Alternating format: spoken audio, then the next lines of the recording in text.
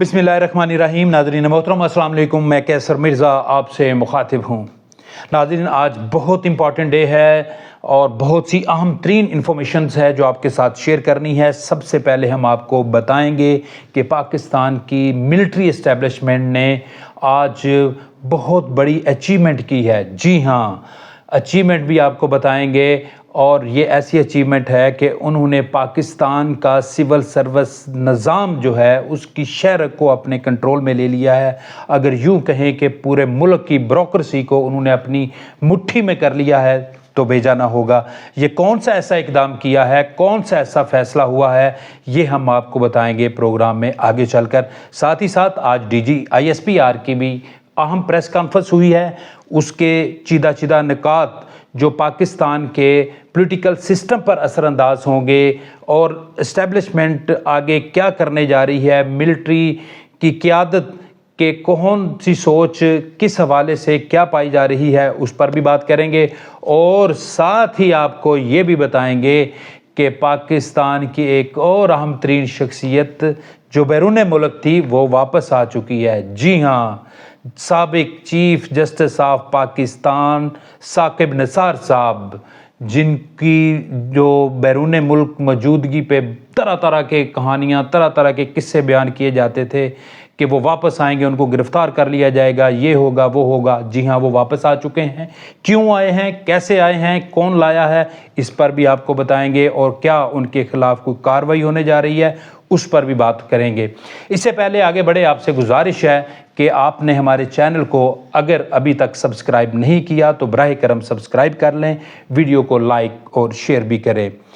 जी नाज़रीन मोहतरम, सबसे पहले हम आपको ये बताएंगे कि मिलिट्री इस्टेब्लिशमेंट ने आज मुल्क का जो सिविल सर्विस सिस्टम है उसको अपने कंट्रोल में ले लिया है। वो कैसे है ये मैं अभी आपको बताता हूँ कि आज एक अहम तरीन अपॉइंटमेंट हुई है और वो हुई है फेडरल पब्लिक सर्विस कमीशन के चेयरमैन की, और उस पे तैनात करवाया है मिलिट्री इस्टेब्लिशमेंट ने अपने अहम तरीन एक शख्स, अपने बंदे को, और वो हैं जनाब corps commander Multan lieutenant general Akhtar Nawaz Satti. जी हाँ, ये हाज़िर सर्विस हैं, रिटायर्ड नहीं है, हाज़िर सर्विस हैं और इनको यहाँ पे तैनात करवा लिया गया है। हालांकि ये जो ओहदा है इस पे किसी सिविलियन, किसी ब्यूरोक्रेट्स को, रिटायर्ड को या किसी और अहम शख्सियत को तैनात किया जा सकता था, लेकिन नहीं। इसके पीछे मकसद क्या है वो भी आगे चलकर बताएंगे। और सबसे पहले आपको ये बताएं कि लेफ्टिनेंट जनरल अख्तर नवाज सत्ती जो हैं, उनकी प्रोफेशनलिज्म के हवाले से, उनकी कारकर्दगी के हवाले से कतई तौर पर कोई दूसरी राय नहीं है। इंतहाई अपराइट आदमी है, उनकी पूरी सर्विस जो है वो इंतहाई मिसाली रही है। लेकिन सवाल ये पैदा होता है कि अभी हाज़िर सर्विस लेफ्टिनेंट जनरल को इस अहम तरीन ओहदे पे क्यों तैनात किया गया। जी हाँ, इसलिए तैनात किया गया कि जो फेडरल पब्लिक सर्विस कमीशन का जो ये ओहदा होता है, ये पूरे मुल्क की जो ब्यूरोक्रेसी है ये उसको कंट्रोल करता है। जी हाँ, कैसे कंट्रोल करता है आपको बताते हैं कि जो पाकिस्तान के जो ब्यूरोक्रेट्स के दो बड़े ग्रेड्स हैं, ग्रेड 21 और 22, इस पर ये असरअंदाज होती है ये अहम तरीन पोस्ट। और वो इस तरह से होती है कि जो सेंट्रल बोर्ड है उसको ये चेयर करते हैं, और जितने भी ग्रेड 21 से 22 में जाने वाले पूरे मुल्क के ब्यूरोक्रेट्स हैं उनको उनकी किस्मत का फ़ैसला ये करते हैं और ये डिसाइड करते हैं कि किस ऑफिसर को ग्रेड 21 से 22 में जाना चाहिए, किसको नहीं जाना चाहिए। ये बोर्ड डिसाइड करता है और उस बोर्ड को चेयर करते हैं जनाब Nazi federal public service commission के चेयरमैन। और आपको ये बताते चलें कि ये अहम तरीन ओहदा पिछले 14 माह से खाली पड़ा हुआ था। इसमें शाहिद तारड़ साहब थे पहले, और वो फिर बाद में उनके बारे में भी ये था कि वो मुख्तलिफ लोगों के परवरदा थे। मैं उसकी तफसील में नहीं जाना चाहता, लेकिन वो इंटरम सेटअप में जब गवर्नमेंट बनी तो उसका हिस्सा बन गए, तो उस वक़्त ये खाली थी। और बहुत से हमारे ऑफिसर जो हैं इस दरमियानी अरसे में वो रिटायरमेंट की उम्र को पहुँचे और वो घर चले गए। और उसमें बहुत सीनियर तरीन, बहुत ही जो है आप कह लीजिए कि पाकिस्तान की ब्यूरोक्रेसी के बड़े जो है अहम तरीन दमाग जो थे वो प्रमोट नहीं हो सके थे, वो रिटायर्ड हो गए, और उनकी तादाद 35 से 40 ब्यूरोक्रेट्स की है जो प्रमोशन लिए बगैर घर चले गए थे। गो के ये इस अहम तरीन पोस्ट पे तैनाती होनी चाहिए थी लेकिन नहीं हुई थी, तो अब जो है ये तैनाती कर ली गई है।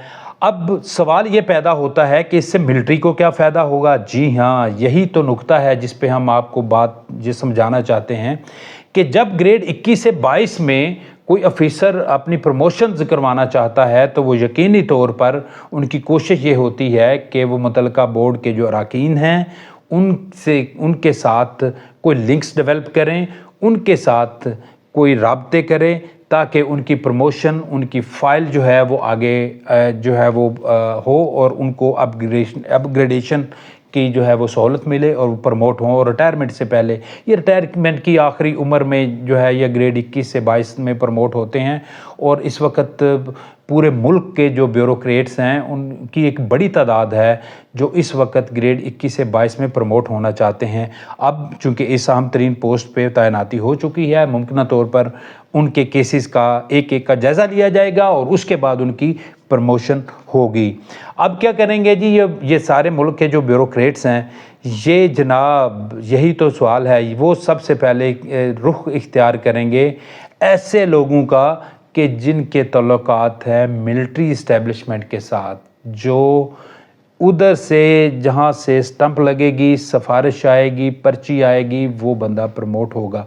गो के इसमें मेरिट में होंगे लोग, इसमें कोई शक नहीं है, लेकिन चूँकि पाकिस्तान का जो सिविल सर्विस सिस्टम है वो जो है ये उसका अहम हिस्सा है कि जिस बंदे ने भी प्रमोशन लेनी है वो यकीनी तौर पर हाथ पांव मारता है, वो सिफारिश तलाश करता है, वो कोई हुकूमती सतह पे भी लोगों से मिलता है, पॉलिटिशियंस को मिलता है।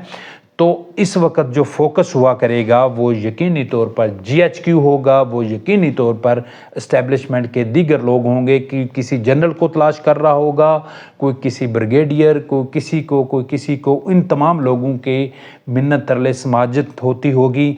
अब फिर क्या होगा, उस वक्त वादे वईद भी लिए जाते हैं। आपको पता है कि बहुत से लोगों को जब तैनाती होती है फिर उनसे काम भी लिए जाते हैं। तो फिर ये पूरा जो एक सिस्टम है, मैं ये नहीं कह रहा कि ये सारे के सारे जो हैं वो इलीगल तौर पे जो है उनको प्रमोट कर दिया जाएगा। ये जो भी ग्रेड 21 से 22 में तक प्रमोशन होती है उसमें एक एक नुक्ते को, उनकी फ़ाइल को हर हवाले से परखा जाता है और उसमें वही लोग आते हैं जो मेरिट पे आगे जाते हैं। लेकिन जो सिफारिश कल्चर है पाकिस्तान का, जो आपने सोर्सेस तलाश करने हैं, ये एक तल्ख हकीकत है, ऐसा होता है। तो लिहाजा जब जिस ओहदे पे किसको तैनात किया जाना है, प्रमोशन कैसे दी जानी है, ये सारे के सारे फ़ैसले जो है वो इस्टेब्लिशमेंट ने अपने हाथ में ले लिए हैं। यही वजह है कि अपने सबसे काबिल एतमाद एक अहम तरीन जो हाज़र सर्विस लेफ्टिनेंट जनरल हैं उनको ये अहम तरीन ओहदा जो है ये दिलाया गया है। आगे बढ़ते हैं जी कि बात करते हैं कि जो जस्टिस साकिब निसार साहब हैं, बैरून मुल्क थे, उनकी अदम मौजूदगी में बहुत से उन पे इल्ज़ामात लगे। सबसे बड़ा इल्ज़ाम ये है कि जनरल फैज़ हमीद का जो टॉप सिटी वाला केस है उसमें उन्होंने सहूलतकारी का काम किया कि जब पटिशन सुप्रीम कोर्ट में दर्ज हुई तो पेश हुई तो उन्होंने अपने चैम्बर में उसकी समाअत की और वहीं पे उस केस को यूँ कह लीजिए कि टॉप सिटी का जो मामला था उसको दबा के रख दिया, और ना सिर्फ उसको दबाया बल्कि उसका रिकॉर्ड तक भी वो ज़ाया करके चले गए जब वो रिटायरमेंट से पहले।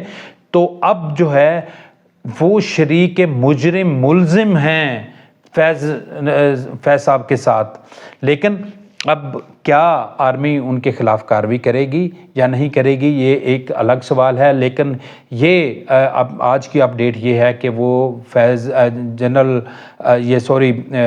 साकिब निसार साहब बैरून मुल्क से पाकिस्तान आ चुके हैं, अपने घर में मौजूद हैं और अभी कुछ लोगों के साथ उनकी मुलाकातें हुई हैं।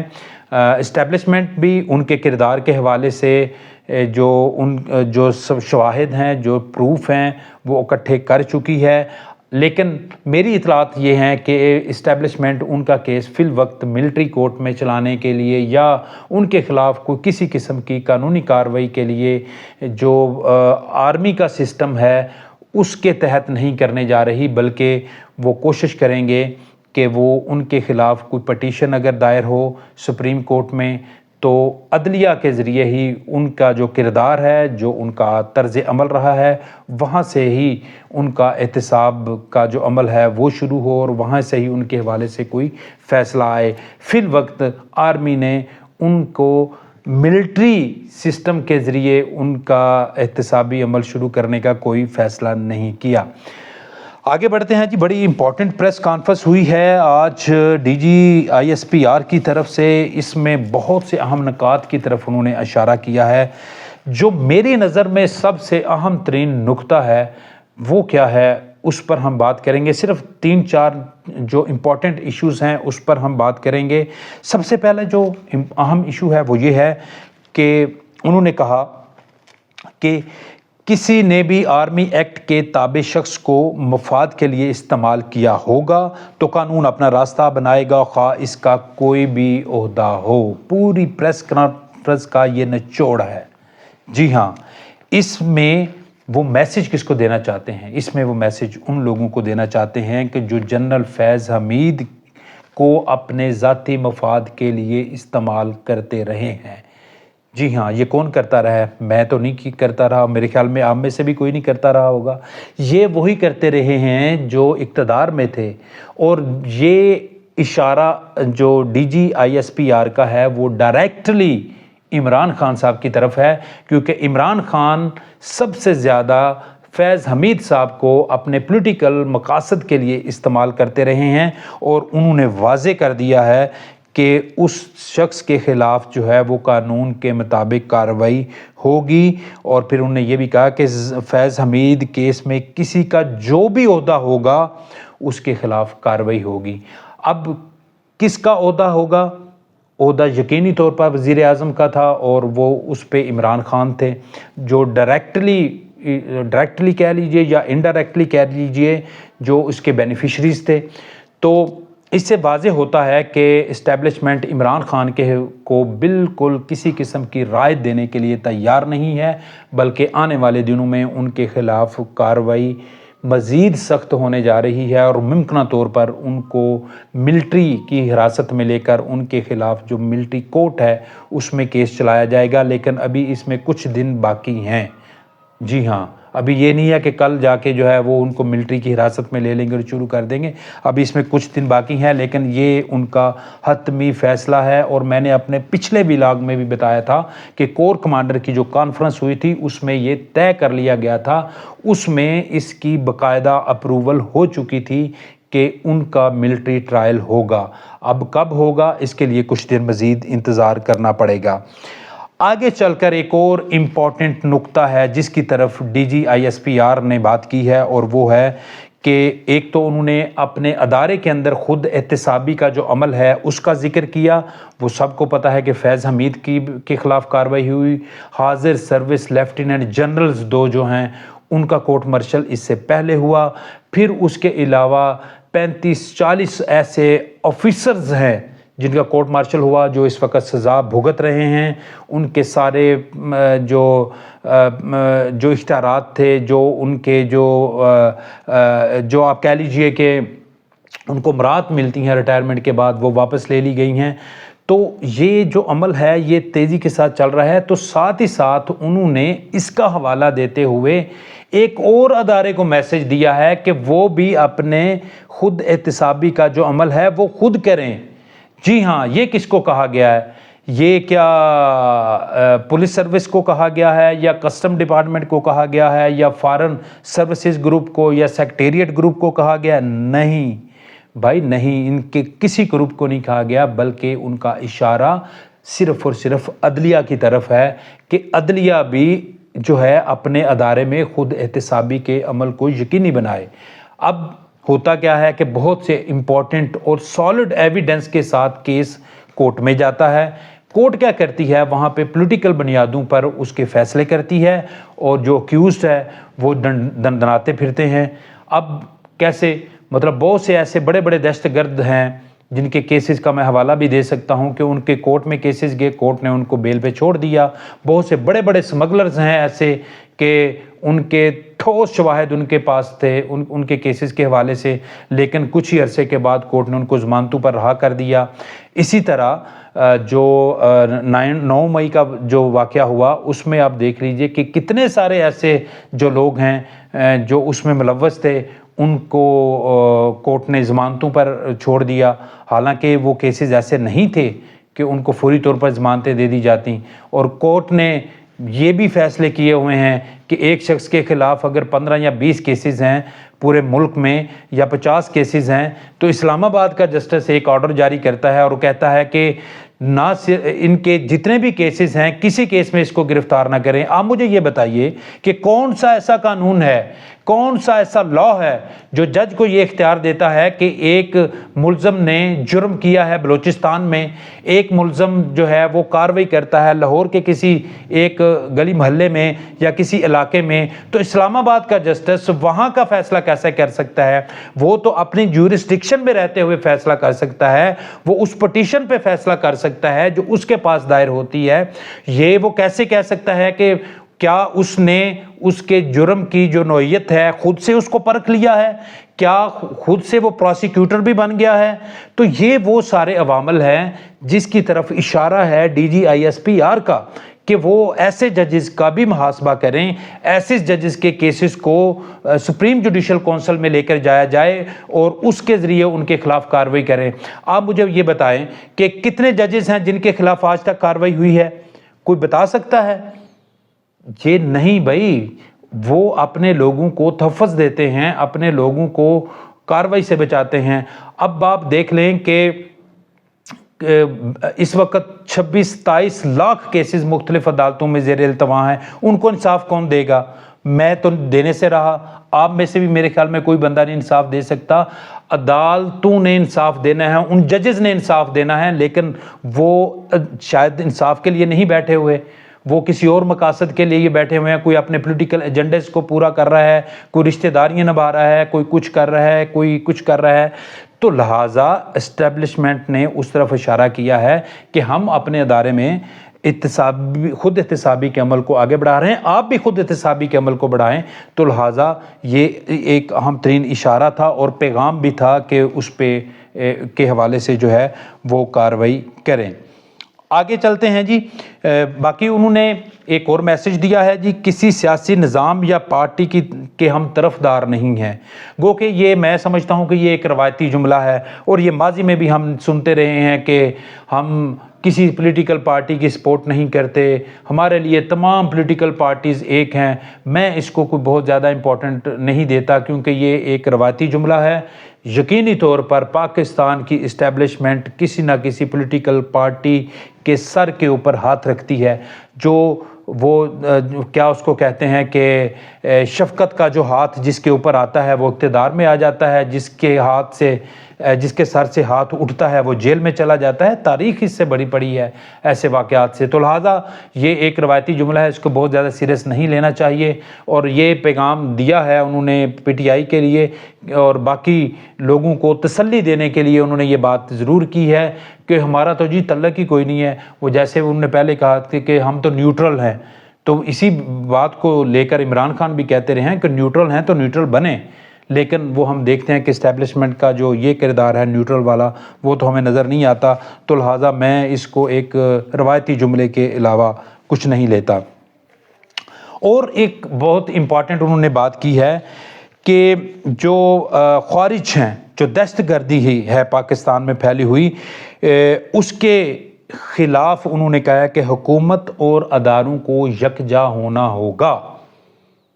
जी हाँ, इस हवाले से क्योंकि हमने देखा है कि अफ़वाज पाकिस्तान KPK में ऑपरेशन करना चाहती है, बलूचिस्तान में ऑपरेशन करना चाहती है, लेकिन वहाँ पे जो पॉलिटिकल अपने एजेंडाज़ के तौर पर जो लेकर चलने वाली पॉलिटिकल पार्टीज़ हैं वो कहते हैं कि हम तो ऑपरेशन नहीं होने देंगे, زندہ مثال KPK کی حکومت ہے، اور PTI کے جو سینئر رہنما ہیں انہوں نے کہا ہے جی کہ ہم وہاں پہ آپریشن نہیں ہونے دیں گے۔ حالانکہ میرے خیال میں اس ایشوز پر سیاست نہیں کرنی چاہیے، کیونکہ دہشت گردی کا مسئلہ کسی ایک پولیٹیکل پارٹی کا نہیں ہے، یہ کسی ایک شہری کا نہیں، کسی ایک پاکستانی کا نہیں ہے، کسی ایک قوم یا صوبے کے لوگ پرسنالٹی کا نہیں ہے، یہ پوری قوم کا مسئلہ ہے۔ دہشت گردی ایک حقیقت ہے، اور دہشت گردوں کی جو ٹھکانے پاکستان کے اندر موجود ہیں یہ بھی ایک حقیقت ہے، لہٰذا ان کے خلاف کارروائی ہونی چاہیے۔ تو لہٰذا انہوں نے یہ بات کی ہے کہ حکومت اور ادارے یکجا ہو کر جو ہے وہ اس معاملے پہ اتفاق رائے پیدا کریں۔ تو جو KPK حکومت کہتی تھی کہ ہم دیکھتے ہیں کہ کون آپریشن کرتا ہے یہاں پہ، تو یہ ان کے لیے بھی میسج بھی ہے، اور ایک طرح سے انہوں نے کہا بھی ہے کہ وہ اس حوالے سے جو فوج ہے، ادارے ہیں، ان کے ساتھ تعاون کریں۔ یہ ان کی طرف اشارہ ہے، اور اس سے یہ بھی ثابت ہوتا ہے اور واضح اور کلیئر میسج بھی ہے کہ حکومت جو ملٹری ہے وہ فیڈرل گورنمنٹ کے ساتھ مل کر آنے والے دنوں میں جو ہے یہ ایک بڑا آپریشن کرنے جا رہی ہے دہشت گردوں کے خلاف۔ بلوچستان، KPK اور پنجاب، سندھ، جہاں پہ بھی ان کے جو وہاں پہ لوگ بیٹھے ہوئے ہیں، ان کے سہولت کار ہیں، ان سب کے خلاف جو ہے بلا امتیاز کارروائی ہونے جا رہی ہے۔ تو یہ 4-5 نکات تھے آج کی پریس کانفرنس کے جو میں نے آپ کی خدمت میں رکھے۔ اب تک کے لیے اتنا ہی۔ مزید اس حوالے سے کوئی اپڈیٹ ہوں گی یا عوامی دلچسپی کے کوئی اہم ایشوز سامنے آئیں گے، آپ کی خدمت میں پھر پیش ہوں گے۔ تب تک کے لیے اجازت دیجیے۔ اللہ حافظ۔